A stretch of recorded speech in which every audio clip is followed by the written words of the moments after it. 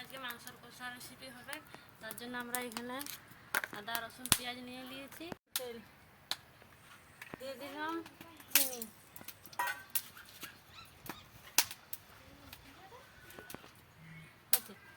দিয়ে দেবো তেজপাতা, পেঁয়াজ কুচি, রসুন কুচি, পাতা,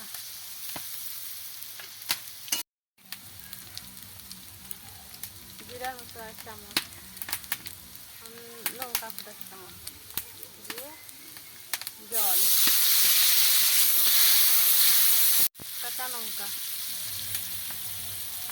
টমেটো কুচি,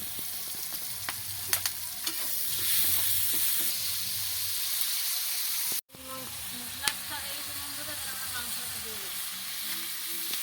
মাংস কষা করার জন্য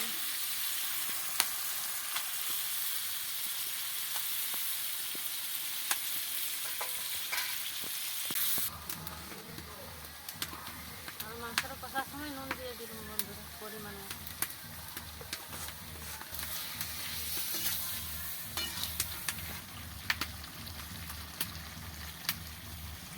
কষা হয়ে গেছে, আমরা একটু জল দিয়ে দিতে পারি, সিদ্ধ হয়ে যাবে।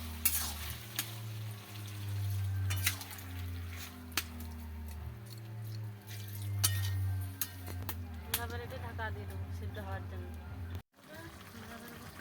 গরম মশলা দিয়ে দেবো,